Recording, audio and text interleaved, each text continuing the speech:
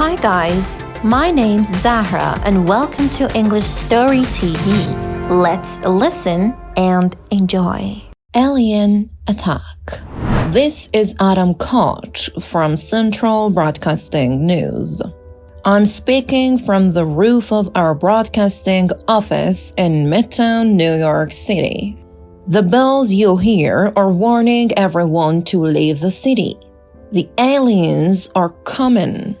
In the last hour, thousands of people have left New York City.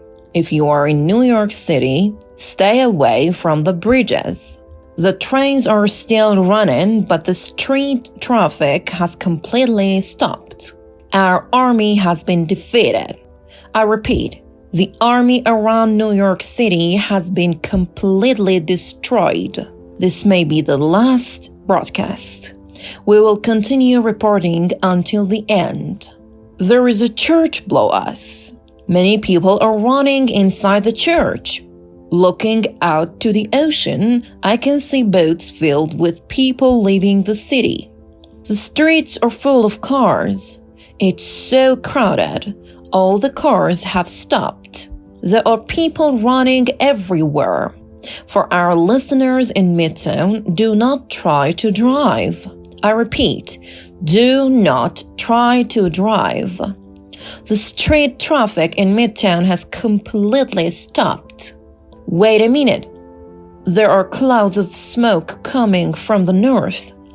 It may be a fire or this would be the alien poison gas. I see something in the south.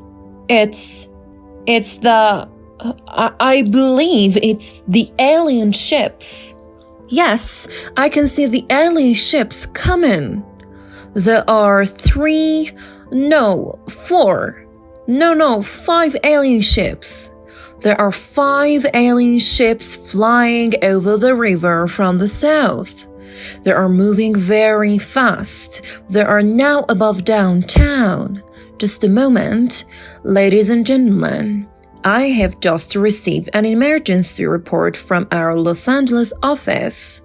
Alien ships are landing all over the country. There are 2 ships outside of Los Angeles. Chicago, Seattle, and Washington, D.C. are also reporting alien ships. I repeat, there are ships landing all over the country. The whole country is being attacked. This may be the end. Wait a minute. I've just received another report. This is a direct message from the President of the United States. Citizens of the United States, please remain calm. It is true. All the cities of our great nation are being attacked. We ask all of you to leave the cities now. Do not pack your bags. There is no time. Leave the cities now and remain calm. Do not be afraid. We are in control. We have not been defeated. We will fight these aliens with all our... Does that sound like a true story? No, of course it's not. No one would believe that, right? Actually, there was a very similar radio show, and many people believed it. It was a fictional story, but many people thought it was true. The panic was very real. Thousands of Americans believed that aliens were attacking the United States. Many of these people were truly afraid. The year was 1938. It was 10 years before the introduction of television. At that time, radio programs were very popular. News, music, weather reports, and dramas were just some of the programs people enjoyed listening to on the radio. At that time, a young man named Orson Welles had a regular weekly radio program performing dramas. One week, Welles and his team of actors performed a story called The War of the Worlds. The story was from a book also called The War of the Worlds that was written in 1898. The original story was about an alien attack in England. Orson and his writers changed the story and made it about an alien attack in the United States.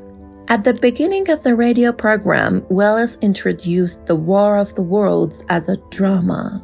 The people who heard the beginning of the program knew it wasn't real, but many people who didn't hear the beginning of the show were fooled.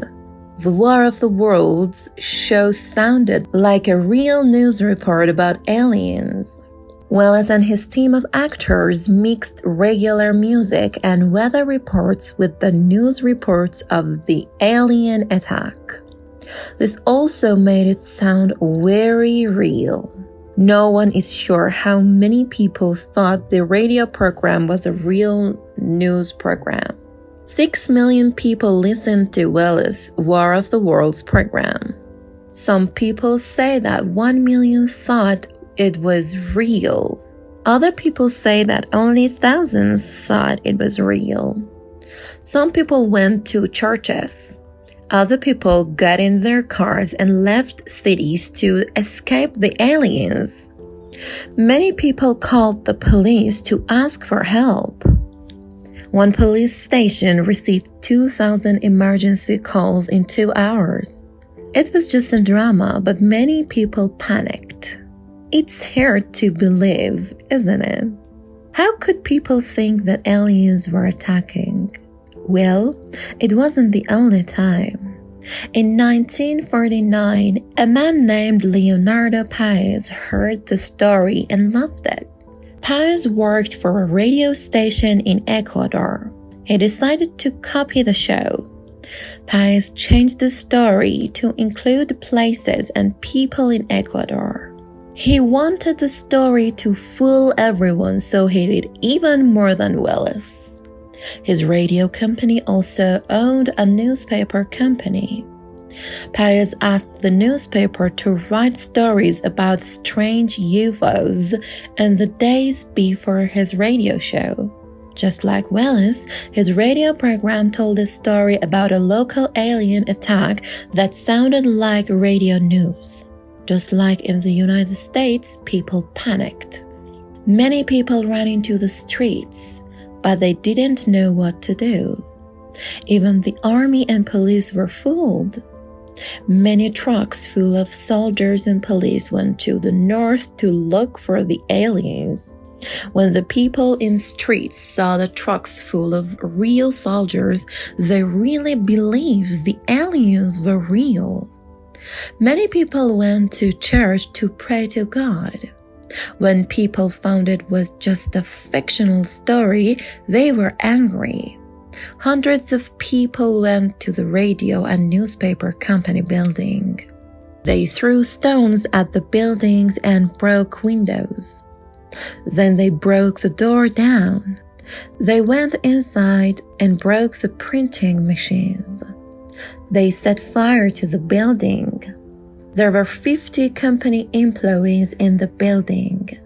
They called the fire department and the police, but no one answered. The police and firefighters all went to the north to fight aliens, so no one could help them. Most of the company employees ran into the rooftop and jumped to another building. Leonardo Paez also escaped, but his nephew, his girlfriend, and 4 others died in the fire. Paez left the country and never returned to Ecuador. It was a terrible end for Paez. Orson Welles was much luckier. Many people were angry at Orson Welles, but no one died and no one was hurt. So why did he do that? Why did he fool thousands into panicking?